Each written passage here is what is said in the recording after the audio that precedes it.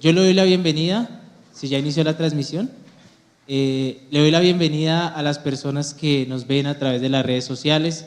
Oramos para poder transmitir en directo este culto de jóvenes porque sabemos que es algo poderoso lo que se está moviendo. Y vamos a orar para poner esta palabra en manos de Dios. Señor maravilloso, en esta tarde, noche, Dios, te damos la gloria y la honra. Ponemos nuestra vida delante de ti, nuestra disposición, nuestro corazón, nuestras fuerzas, nuestra mente, cada parte de nuestro intelecto y de nuestra alma, Señor Dios, la ponemos delante de tu presencia, Señor Dios.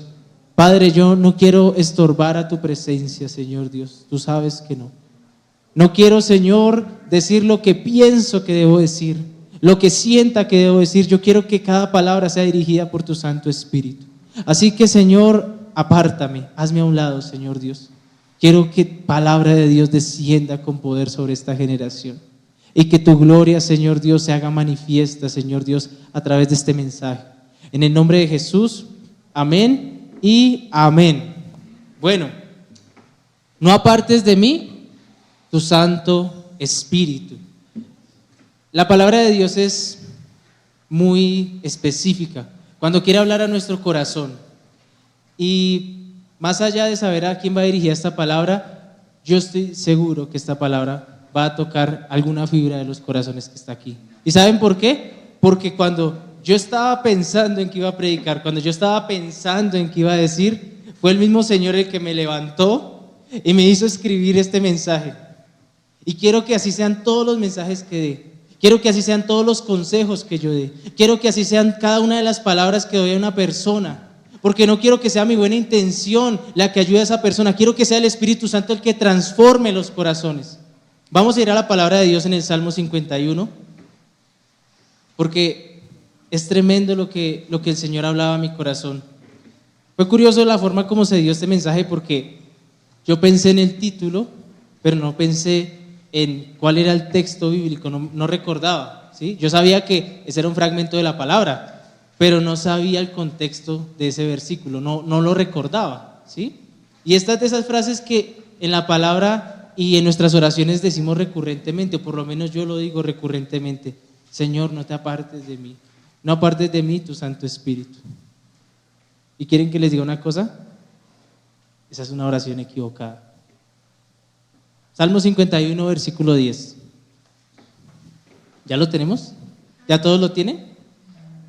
Lo voy a leer en la Reina Valera porque en la pantalla sale en la Reina Valera y yo siempre leo una nueva traducción viviente, pero pues hay cosas que cambian. Entonces prefiero que lo entendamos todos en un mismo lenguaje. Dice la palabra de Dios: crea en mí, oh Dios, un corazón limpio y renueva un espíritu recto dentro de mí. No me eches delante de ti y no quites de mí tu Santo Espíritu. Vuélveme el gozo de tu salvación y espíritu noble me sustente. Este es un salmo de David. Creo que muchos ya saben en qué contexto se da este salmo. Esta es la historia de un hombre que recibe muchas victorias de parte de Dios, que recibe todo el favor de Dios de tal manera que se puede levantar como el líder de una nación. Este hombre llamado David es una persona que en la palabra dice que es un varón conforme al corazón de Dios. Y una de las cosas que yo pensaba recurrentemente es cómo este hombre de Dios, con todas las victorias que el Señor le dio, porque vamos a ver lo que el Señor hizo en la vida de David, al final cayó. Se equivocó, le salió la escapadita y estuvo a punto de perder todo. Y yo quiero hoy hablar a esas personas que por alguna situación en sus vidas están a punto de perder todo. ¿Saben qué es lo más tremendo? Que muchos de nosotros no somos conscientes de esa realidad. No apartes de mí tu Santo Espíritu es un mensaje que el Señor puso en mi corazón como una alerta, porque el Señor nos habla, el Señor nos usa. Pero una de las cosas que el Señor repite constantemente en mi corazón es que Él no nos usa por nosotros, Él nos usa a pesar de nosotros, a pesar de nuestro pecado, a pesar de nuestros defectos, a pesar de nuestras fallas, a pesar de esas cosas que nosotros a veces tratamos de ocultar. A pesar de todas esas cosas, Dios nos usa. Y de alguna u otra manera es un mensaje que toca mi corazón, porque habla de mi pasado, porque habla de cómo fue mi vivencia en Dios, de cuál fue mi testimonio. Y de alguna u otra forma el Señor empezó a tocar cada fibra, empezó a tocar fibras en mí, empezó a recordar cosas del pasado, empezó a sacar a la luz raíces que estaban ocultas en mí, que pensaba que ya había sanado, que pensaba que ya había perdonado, pero no era cierto. Y saben una cosa, esas raíces ocultas, lo que la palabra llama esas pequeñas zorras, son las puertas que dejamos abiertas para que el enemigo haga algo en contra de nosotros. Segundo libro de Samuel, capítulo 11. Yo quiero que todos lo busquemos y lo leamos. La palabra de Dios es algo tremendo porque no solamente nos muestra los logros de los hombres y mujeres de Dios, sino que también nos muestra sus errores, nos muestra sus caídas, nos muestra cómo de alguna u otra forma todos somos susceptibles, todos estamos vulnerables ante un ataque del enemigo. Primer libro de Samuel, capítulo 11. Dice la palabra de Dios. Segundo libro de Samuel. Es el segundo. Segundo libro de Samuel, capítulo 11, verso 1 al 4. Dice la palabra de Dios. Aconteció al año siguiente, en el tiempo que salen los reyes a la guerra, que David envió a Joab y con él a sus siervos y a todo Israel, y destruyeron a los amonitas y sitiaron a Rabá, pero David se quedó en Jerusalén. Y sucedió un día, al caer la tarde, que se levantó David de su lecho, o sea, de su cama, y se paseaba sobre el terrado de la casa real, y vio desde el terrado a una mujer que se estaba bañando, la cual era muy hermosa. Envió David a preguntar por aquella mujer y le dijeron: aquella es Betsabé, hija de Eliam, mujer de Urías Heteo. Y envió David mensajeros y la tomó y vino a él, y él durmió con ella. Luego ella se purificó de su inmundicia y se volvió a su casa. David era un hombre de Dios, o es un hombre de Dios. Y David había logrado muchas cosas, muchas hazañas. Él era un hombre de guerra, había matado a miles de personas, porque el propósito que Dios había puesto en la vida de David era que él fuera el rey de Israel. Él tenía un propósito claro, y en este momento él ya tenía ese propósito. De hecho, el plan de Dios para David siempre fue que él fuera parte de la descendencia del Señor Jesús. La vida de David es trascendental en el Antiguo Testamento, la manera como Dios lo usó, la manera como hacía milagros Dios en la vida de él una y otra vez, para salvarle la vida, para socorrerlo, para darle la victoria en medio de las batallas. Pero un día David decide descansar. Un día David decide que por un día que uno no ore, por una semana que uno no ore, pues no pasa nada. Y se quedó a dormir. Y dice la palabra que era el tiempo en el que los reyes se levantaban para la batalla. Y yo pienso que nosotros en este momento estamos en una batalla. Cada uno de nosotros en este momento está confrontando situaciones específicas en su vida. ¿Y saben por qué lo sé? Porque es lo que a mí me está pasando. Porque cuando el Señor empezó a llamarme, y esto lo cuento dándole gloria a Dios, pero también con vergüenza, el Señor puso en mí un fuego, una llama que no se apagaba. Y les estoy hablando de hace casi 10 años, cuando yo empecé a sentir al Espíritu Santo, cuando yo empecé a sentir la presencia de Dios, y tenía dones y tenía talentos, y le hablaba a las personas, y tenía autoridad, y la gente respetaba mi autoridad. Pero me equivoqué. Y eso fue lo que le pasó a David. Se equivocó. Se equivocó. Porque un día decidió que era tiempo de dormir y no tiempo de pelear. Y un día estaba en la terraza y de casualidad vio a una mujer desnuda, se enamoró de ella, y como él era el rey, como él era la persona de autoridad, nadie podía contradecirlo, y la mandaron a traer y se acostó con ella. La palabra no especifica si ella accedió voluntariamente o si ella se sintió obligada por la posición del rey, pero Betsabé era una mujer casada. Y a David no le importó que estaba casada, a David no le importó nada, simplemente decidió que quería estar con ella. Y el primer punto de esta reflexión, de este mensaje, que no quiero extenderme, es que la caída está próxima a todos aquellos que se posan de pie. Todas las personas que estamos caminando en el caminar de Dios, cada una de las personas que estamos caminando con Dios, somos susceptibles de caer. ¿Y saben por qué? Porque somos seres humanos, somos imperfectos, nuestro carácter es imperfecto, nuestra manera de ser siempre va a tener errores que corregir. Cada uno de nosotros tiene defectos, y mientras haya defectos nosotros, mientras vivamos en esta carne, siempre vamos a estar susceptibles a caer. Voy a leerles lo que dice en 1 Corintios, capítulo 10, versículo 12. Dice la palabra de Dios: así que el que piensa estar firme, mire que no caiga. No os ha sobrevenido ninguna tentación que no sea humana, pero fiel es Dios, que no os dejará ser tentados más de lo que podéis resistir, sino que dará juntamente con la tentación la salida para que podáis soportar. El Señor habla de forma clara. ¿Quién de acá ha sido tentado esta semana a pecar? Alce la mano. Los que no han sido tentados, quiero esa bendición, quiero esa unción. ¿Cuántos de los que estamos aquí hemos sido tentados? Todos. Por lo menos en mí, desde que me levanto, soy tentado a pecar. Desde que me levanto, ¿sí? Y voy a hacer el desayuno y no hay huevos, soy tentado a pecar. Desde que me levanto, ¿sí? Y alguien me habla de una forma que no me gusta, soy tentado a pecar. Desde que salgo a manejar y una persona me cierra, soy tentado a pecar. Cada una de las circunstancias de nuestra rutina inevitablemente nos llevan a pecar. Porque siempre van a pasar situaciones que nos incomoden, que nos duelen. Siempre van a haber situaciones que nos bajoneen. Y fue tremendo lo que el Señor hizo. Porque cuando el Señor estaba dándome este mensaje, esta palabra, yo sentía la presencia de Dios. Sentía el fuego, sentía cómo eso inconmensurable que no se puede describir con palabras tocaba mi corazón, llenaba mi alma. ¿Y saben qué pasó? A las 2 horas no sentía nada. Me sentía más desanimado. Y me sentía mal, me sentía pecador, o sea, no había pecado, creo, pero me sentía mal. ¿Y saben por qué me sentía mal? Porque en ese momento yo no quería salir de la presencia de Dios. En ese momento era tan palpable la gloria y a mí me cuesta sentir la presencia de Dios.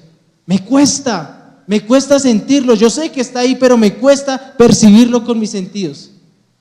Y era frustrante porque yo quería que esa unción estuviera conmigo todo el tiempo, así como con los profetas, ¿no? Y aquí está el profeta en cuya presencia vive Jehová, así, o sea, que estuviera siempre, siempre, siempre. Pero se fue, ya no sentía nada y me frustré y empecé de bajón. Luego en la noche empecé a hablar con Dios. Le decía: Señor, ¿qué pasa? ¿Qué hice? Si no le contesté a mi papá, eso que me sacó el mal genio, pero no le contesté, no peleé con mis hermanos hoy. No hice lo que normalmente hacía, me estaba cuidando porque de alguna u otra forma empezaba a tener ese celo por Dios y decía: Señor, ¿qué pasa? ¿Por qué no siento tu presencia? ¿Por qué no es como en ese momento? ¿Por qué no podemos sentir siempre la presencia de Dios?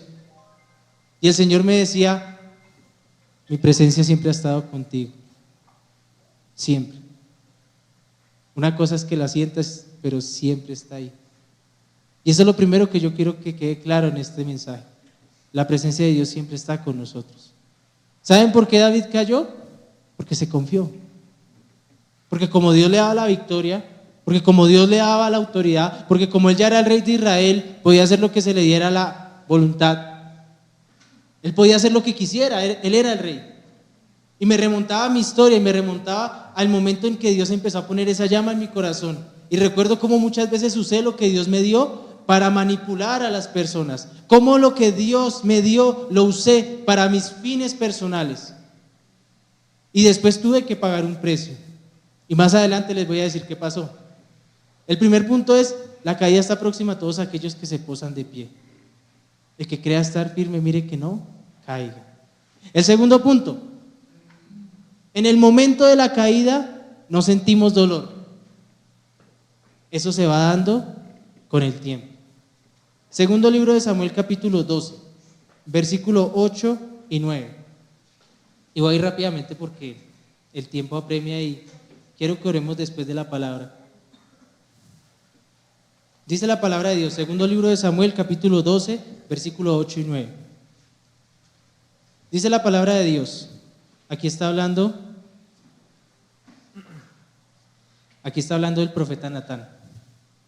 Y te di la casa de tu señor y las mujeres de tu señor en tu seno. Además te di la casa de Israel y de Judá. Y si esto fuera poco, te habría añadido mucho más. ¿Por qué pues tuviste en poco la palabra de Jehová, haciendo lo malo delante de sus ojos? A Urías Heteo heriste a espada y tomaste por mujer a su mujer, y a él lo mataste con la espada de los hijos de Amón. Este versículo es tremendo porque David cae. David llevaba años consolidando su reinado, porque él no fue simplemente ungido y luego fue puesto en el reinado, no. Él tuvo que luchar con el rey que era Saúl, hasta que fue destronado, hasta que él murió, y David reclama el trono de Israel, porque era la palabra que el profeta Samuel le había dado a David. Ese era el propósito. Él ya había cumplido con la tarea, él ya estaba ejerciendo lo que Dios le había dicho que tenía que ejercer. Y así estamos muchos hoy en día. Estamos de alguna manera empezando a ejercer lo que Dios nos dio. Pero llega el momento en el que nos equivocamos. Y David no solamente se acuesta con Betsabé, no solamente tiene relaciones adúlteras con ella, sino que después empieza a maquinar un plan para matar al esposo de Betsabé. O sea, él no se conformó con cometer adulterio con una mujer casada, sino que después estaba tan enamorado de ella que fue capaz de matar al esposo, que era Urías, y después de eso él sigue como si nada. A él no le importa, él sigue como si nada, él sigue en su camino. Y pasa el tiempo y Betsabé queda embarazada y tiene un bebé. Y después de que tiene el bebé, el profeta Natán, que es el que está dando la palabra de Dios, ese profeta de Dios llega y le dice: ¿no te conformaste con ser rey? ¿No te conformaste con tener las mujeres que quisieras? Porque si no lo sabían, él tenía varias esposas, tenía concubinas, o sea, él se podía meter con la mujer que quisiera mientras no estuviera casada. Básicamente era eso. O sea, la única condición era que él no se podía meter con una mujer casada. Pero él se obsesiona tanto y llega a tal punto su arrogancia que en un momento dado dice: no me importa lo que piense de mí, no me importa lo que piense esta mujer, me voy a meter con ella, después voy a matar a su esposo y después voy a tener un hijo con ella. ¿Y saben qué es lo que pasa? Que después de eso, el profeta da una palabra contundente y le dice: ese niño va a morir. Y en ese momento David empezó a sentir el dolor de su pecado. Y eso es lo que nos pasa a nosotros. Uno normalmente no siente el dolor de la caída. Uno normalmente no siente el dolor. Sí. Hasta ahí fue. Bueno. En algún momento se iba a acabar la batería del micrófono. Él no siente el dolor de la caída, él no siente el dolor del pecado, él no siente la carga de lo que hizo hasta que se ven consecuencias palpables en su vida. Y yo creo que de las cosas más duras que una persona puede vivir es ver cómo muere un hijo y sentir la impotencia porque sabe que ese hijo va a morir. Y lo más tremendo de todo esto es que eso es lo que nos pasa a cada uno de nosotros. Cuando nosotros estamos en lo secreto y empezamos a maquinar con nuestra mente prodigiosa, imaginativa, y empezamos a pensar: uy, me dieron ganas de hacer algo, me antojé. Entonces uno en ese momento tiene dos opciones: aferrarse con más fuerza a Dios o irle dando riendas a ese pensamiento. Y poco a poco ese pensamiento va tomando forma hasta que el pensamiento se convierte en una acción. Y yo no creo que esa fue la primera vez que David vio a esa mujer. No creo que él simplemente la vio la primera vez y se enamoró. Tal vez ya habían pasado días, semanas viéndola, observándola mientras se bañaba y empezó a codiciarla. Y no le dio rienda a ese pensamiento, no le dio rienda a esa pasión, sino que dijo: pues de malas, yo soy el rey. Y eso fue lo que pasó conmigo. Porque yo tenía los dones, yo tenía la llama, yo tenía La presencia de Dios, yo la sentía. Y usé los dones de Dios en contra de la voluntad de Dios. Y no pasó, eso no fui consciente de esa falta, no fui consciente de ese error en el momento. Pasaron meses, luego pasaron años, hasta que un día pasó lo inevitable, y es que dejé sentir la presencia de Dios. Y eso fue lo que le pasó a David. Porque ¿qué dice la palabra? David está en el Salmo 51 haciendo una oración de arrepentimiento después de todo ese tiempo y después de que el pecado le estalla en la cara, y en ese momento busca ser restaurado. Pero la pregunta que yo hago acá, ¿por qué tenemos que esperar a eso? ¿Por qué tenemos que esperar a que el pecado nos estalle? Porque esta palabra específicamente es para personas que son usados por Dios, que sienten la presencia de Dios, que están en ese proceso maravilloso de enamorarse de Dios, de conocer al Señor, pero están abriendo puertas en su corazón.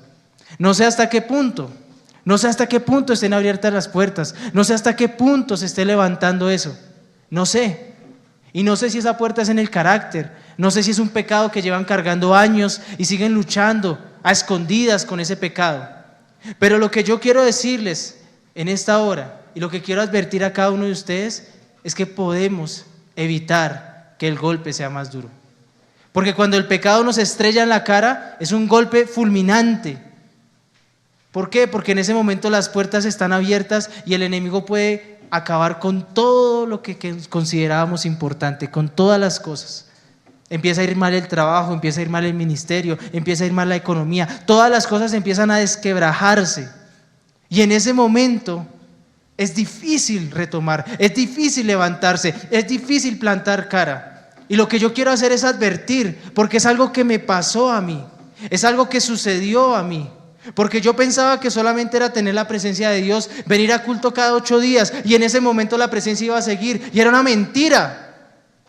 Porque yo pensaba que solamente me recargaba en la iglesia y seguía el resto de la semana haciendo lo que yo quería y que Dios me iba a guardar. ¿Y quieren escuchar algo triste? El Señor sí me guardó. Me guardó incontables veces de hacer cosas tremendas, de cometer errores irreversibles. Y la misericordia de Dios me tiene aquí parado para advertirles a ustedes.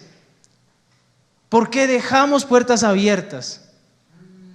Porque en cualquier momento es un amigo, es una pareja, es un sentimiento. Son diferentes situaciones las que nos hacen vulnerables. Y nosotros somos conscientes de esa debilidad. Porque cada uno de nosotros sabe, en este momento están pensando en eso. Puede ser el nombre de una persona. Puede ser un pecado en específico que quieren mantener en lo oculto, porque pensaron, yo sé que Dios me va a levantar, yo sé que Dios me va a sustentar, y mientras nadie sepa mejor. Y esa es una mentira del diablo. ¿Saben por qué? Porque Satanás los quiere mantener cautivos en la oscuridad. Porque Satanás sabe que si ustedes confiesan su pecado con un líder, con un hombre o mujer de Dios, ¿sabe qué va a pasar? Que el proceso de restauración va a comenzar en sus vidas. Yo abusé de la misericordia de Dios. El Señor me alcahueteó muchísimas cosas, me concedía caprichos, y no puedo empezar a decir ejemplos de lo que pasó porque realmente fueron muchas situaciones, momentos donde yo estaba totalmente desviado de la presencia de Dios y el Señor me usaba en milagros, el Señor hacía cosas tremendas en mi vida. Y como yo veía que el Señor me usaba con todo mi pecado, yo seguía adelante y yo seguía haciendo las cosas mal. ¿Y saben una cosa? En un momento dado fue un interruptor, se apagó. Ya no sentía la presencia de Dios, ya no sentía el Espíritu Santo. Y lloraba y clamaba y le pedía al Señor, Señor, quiero tu presencia, Señor, necesito tu presencia, Señor, ya no estoy pecando, Señor, dame más de ti. Y no sentía nada. No sentía absolutamente nada.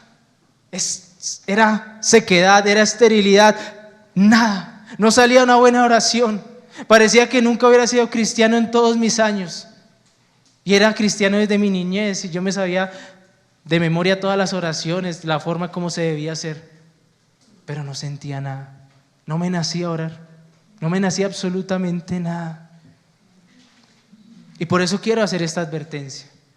Porque hay muchos de los que están aquí que estamos confiados tal vez. Y yo me incluyo, porque cuando el Señor me dio esa palabra, fue una tremenda confirmación. Me estaba confiando, porque me paro en el altar, porque doy 2 prédicas al mes o porque doy una palabra profética, me confío. Y se los digo con honestidad y se los digo siendo vulnerables, no importa la posición, no importa qué tan firmes parezcamos, todos somos susceptibles a caer irremediablemente y cometer el peor error de nuestras vidas. Ese es el segundo punto. En el momento de la caída no sentimos dolor, eso se va dando con el tiempo. En mi caso fueron años donde no sentía nada, me daba igual, el Señor me usa, pero después no sentía nada. El tercer punto es que restaurarnos puede costarnos absolutamente todo. Segundo libro de Samuel, capítulo 12, versículos 19 y 20. Dice la palabra de Dios, segundo libro de Samuel, capítulo 12, versículo 19. Dice la palabra: Mas David, viendo a sus siervos hablar entre sí, entendió que el niño había muerto. Por lo que dijo David a sus siervos: ¿Ha muerto el niño? Y ellos respondieron: ha muerto. Entonces David se levantó de la tierra y se lavó y se ungió y cambió sus ropas y entró a la casa de Jehová y adoró. Después vino a su casa y pidió y le pusieron pan y comió. David, a pesar de todos sus errores, sabía que se había equivocado. A pesar de la inmensa falla que cometió y durante todo el tiempo que cometió esa falla, David supo restaurarse. David supo levantarse. David supo de alguna manera recuperar lo que Dios le había prometido. Volvió a apropiarse de la palabra de Dios. Pero eso le costó todo. Porque en este momento el profeta Natán le dijo: tu hijo va a morir. Y murió. Pero ¿saben una cosa? Las consecuencias de ese pecado trascendieron más allá. Porque no solamente fue ese hijo, después fue su hijo Absalón. Después fue otro de sus hijos. Y creo que no hay un peor dolor para un padre que ver sufrir a sus hijos. Él los tuvo que ver morir. Porque un día decidió maquinar algo y ese pensamiento empezó a tomar forma. Lo convirtió en una acción. Y por si no fuera poco, llevó esa acción a tal punto de matar a un hombre inocente. Urías era uno de los hombres de confianza de David. Era uno de los valientes de David. No era cualquiera parecido. Era un hombre que desde su juventud había jurado servirle con lealtad a su rey.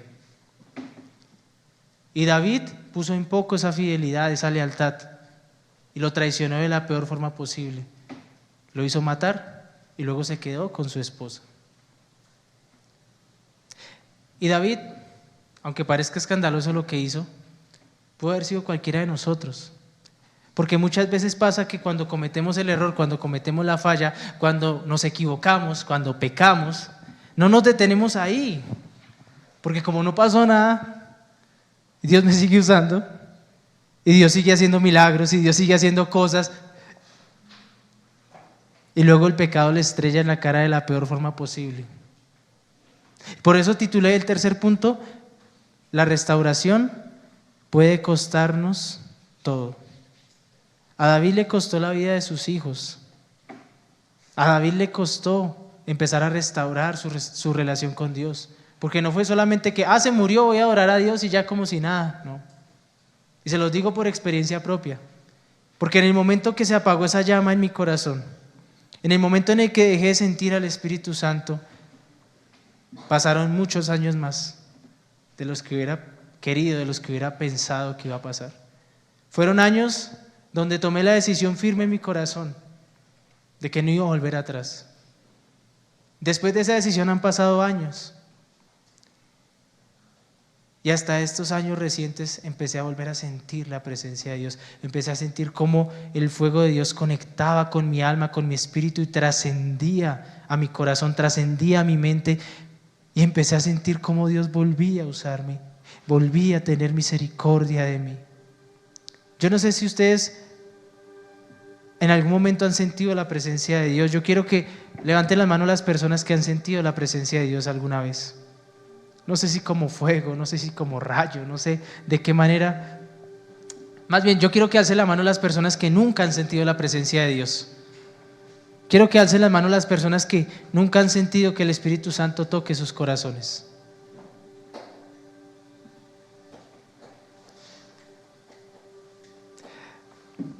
La palabra de Dios dice en Romanos capítulo 6 versículo 12, dice, lo voy a leer en la Nueva Versión Internacional: por lo tanto, no permitan ustedes que el pecado reine en su cuerpo mortal, ni obedezca a sus malos deseos. Yo duré años desconectado de la presencia de Dios, no sentía nada, no ministraba nada. Era una persona más sentada todos los domingos y los sábados en un culto, día tras día. No pasaba nada, no sentía la necesidad de orar, de predicar, simplemente seguía mi rutina, entre comillas, cristiana. Pasaron años de agonía, de frustración, porque sabía lo que Dios había puesto en mí. Sabía lo que Dios había puesto en mí y lo dejé morir. Apagué la llama. Y volviendo al Salmo 51, en el versículo 11, que dice la palabra: no me eches de delante de ti, y no quites de mí tu Santo Espíritu. En el comienzo de este mensaje yo les decía que esa oración no era verdad, porque el Señor habló a mi corazón el jueves, cuando el Señor dio este mensaje. El Señor,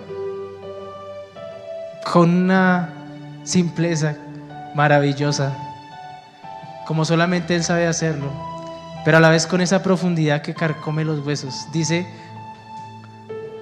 yo nunca me aparté de ti, nunca. Todos esos años que yo había sentido la presencia de Dios, que me burlé de la presencia de Dios y que después sentí que la presencia de Dios se desconectó de mí, Él nunca se apartó. Él nunca se apartó de mí. Él nunca me dejó. Él nunca dejó de guardarme. Él nunca dejó de socorrerme. Y eso es lo que pasa con la presencia de Dios. Él no se va. Él no nos echa de su presencia. Nosotros somos los que nos vamos. Nosotros somos los que nos alejamos. Somos nosotros los que con nuestras acciones apartamos al santo y precioso Espíritu de Dios. Y la invitación que yo te hago, porque no sé si estás a punto de caer, no sé si la confianza de los dones y los talentos te ha nublado el entendimiento, no sé qué ha pasado en tu corazón, no sé en qué posición estás delante de Dios, pero sé que todos somos vulnerables y sé que hay puertas abiertas en tu vida. Pueden ser sentimentales, pueden ser laborales, pueden ser económicas, pero hay una puerta abierta que el Señor quiere en esta noche que tú cierres, porque el Señor ponía celo por su palabra. Y cuando Él me dijo: yo nunca me fui, yo siempre te guardé, yo siempre te sustenté, esa palabra también es para ti. Porque te has revolcado en lo peor del pecado y piensas que el Señor te dejó. Y sabes una cosa, fue su mano de misericordia la que te sacó del pecado. Nunca se apartó de ti. Y te voy a decir otra cosa: Él nunca, jamás se va a apartar de ti. Nunca, nunca Él va a dejar de darte la oportunidad. El problema es que no sabemos cuándo será el último día. ¿Cuándo será el último día de oportunidad en la que el Señor nos dé el privilegio de perdonar, de sanar, de cerrar el ciclo? ¿Hasta qué día el Señor te va a dar oportunidad? Porque en estos años de ministerio, en estos años en la iglesia, en estos años, he podido ver muchas personas que pensaban que tenían la vida por delante porque tenían 22 o 23 años y ya están muertos. Y lo que yo no quiero es que este remanente precioso se pierda por exceso de confianza. El Señor me alertaba y me decía: yo quiero personas talentosas, pero también quiero personas que tengan celo por el altar, que tengan celo por el fuego, que tengan celo por la presencia, que tengan celo por la unción que yo les di. ¿Y sabes por qué dejé este espacio aquí al frente? Porque quiero que te pongas de pie y vamos a orar.